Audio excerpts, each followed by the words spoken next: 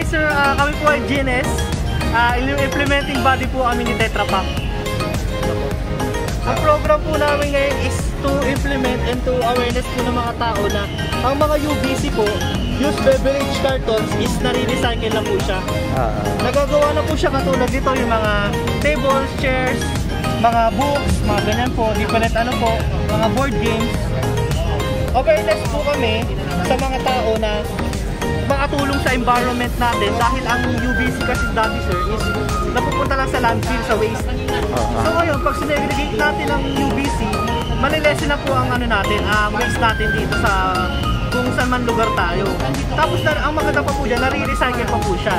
100% po ng UBC is used beverage carton na re-recycle po. Pati po yung takip ng mga UBC na plastic, pati po yung mga plastic po na straw is kasama sa recycle. Ang materials po kasi ng UBC is 70% carton, tapos 25% aluminum, tsaka 5% plastic. So yung 70% po na carton, ginagawa po namin ganito, mga papel. Papel na siya. Paano kayo makokontak sir? Halimbawa, may mga household na... Pwede nyo pong ilike ang page ng Tetra Pak Philippines, tsaka GNS. GNS. Meron po kami sa Facebook. Implement po, sana makatulong po tayo sa environment tsaka sa government natin na from household pa lang po, mag-segregate na tayo. Tapos meron din pong mga lugar sa ibang, din sa Philippines na ang mga junk shop is bumibili po ng ganyan. Para po makatulong sa environment, malesen po yung waste natin na dinediretso sa landfill. Kasi yung mga carbon. Opo, kasi ang madalas po niya, ang UBC is 20% ng waste ng buong lugar is UBC. So 20% yung malilesen sa mapupunta sa landfill, tsaka yung lesson sa gastos ng mga LGU. Paano yung mga bote sir, yung mga empty bottles? Actually sir, iba po kami kasi kay Tetra Pak po kasi. Parang... Hindi po siya kasama yung mga ganyan po mga bote, mga plastic bottle. Kami po is implementing ano lang ni UBC, mga Tetra Pak. Tetra Pak lang pala. Tapos, yung ano sir, yung plastic aluminum is nagagawin polyal. Nagagawa po siyang ganito, pwede po siyang pamalit ng tawag dito, ng plywood, roofing, yung mga sa pader po, sa construction, tsaka sa sa lapag po. Ito po, yung ano namin to, production office namin. Gawa po sa polyal, sa ganito po. Matibay po siya, fire retardant, waterproof, tsaka hindi po inaanay. Sobrang tibay po niyang tigas. Pati po ito, yung ano natin, yung clipboard, gawa din po yan sa polyal. Kahit screw po siya, ito po yung screw, hindi po siya nababasag. Yan po, naka-screw po yan, hindi po nababasag, matibay po talaga siya. Meron po kasi kami mga iba-ibang programs from LGU, junk shops, sa schools.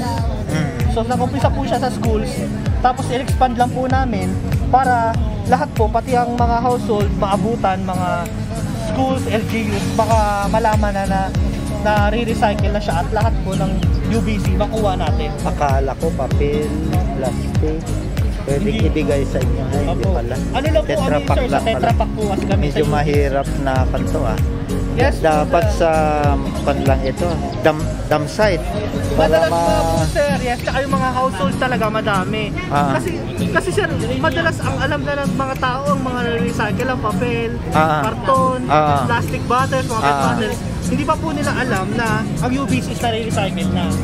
Kaya po naglilibot kami sa iba't ibang mga lugar sa Pilipinas para i-awareness po sa mga tao na nare-recycle na po siya.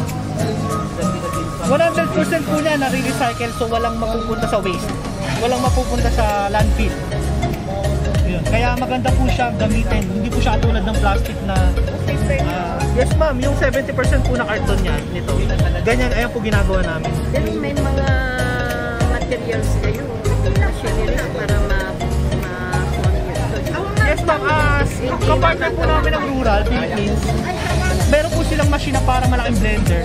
Pag nilagay po dyan yung UBC, nasi-separate po yung karton, tsaka yung plastic, tsaka aluminum. Tapos, para maging polyal po siya, pinipress po siya. Sa mga household po, para makatulong tayo sa mga LGU tsaka mga basurero, pwede po natin ipunin para hindi na po pag dinala sa sa transfer station, is-segregate pa nila, dagdag trabaho. Doon sa household pa lang po, naka-segregate na po siya. Tsaka meron po kasi kaming program sa LGU na pag may nakuwang certain amount po ang mga garbage collector natin, binibigyan po namin sila ng kapalit na grocery. Pantulong po sa mga garbage collector natin. Yes po ma'am. Kasi binibigyan po sila ng Tetra Pak ng ng incentives na grocery. Pati nga barangay namin eh. Yes ma'am. Kolekta sila sa Yes. Pero wala namang kukuha doon ay. Ma'am, maglo-launching na kami soon. Hindi pa po yung exact date tsaka time. Pero soon po, maglo-launching na kami dito sa Baguio sa LGU. Kaya po nag-aano kami nito para pag maraming pumirma, ma-launch na po agad.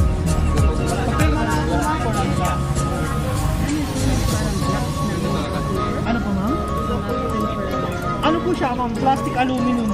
Gawa po siya sa UBC. Recycled materials na po siya ma'am. Galing po siya. Dami yung nakolekta ang barangay kaya lang.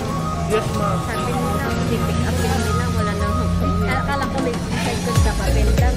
Ma'am, ang papel po kasi ito, 70%. Ito po ginagawang papel na siya exact. Yung karton po nito, ginagawang papel. Tapos yung 30% po na plastic aluminum, ginagawa po maganyan. Pamalit po siya sa plywood na isang malaki. Pwede po siya pang roofing. Ito po ma'am. Kailangan lahat ng paper may parang signature na klase ng papel para. Actually ma'am, sa UBC lang po kasi kami, Tetra Pak po kasi kami. Ay, sa Yes, mga UBC lang po ang ina-implement po namin na. Kasi, ang mga papel po kasi alam po ng lahat ng tao na nabibili na. Ang UBC lang is hindi pa po alam. Kaya nandito po kami, implementing body po, tsaka awareness po. Thank you po. Kung pwede pa pasulat lang pa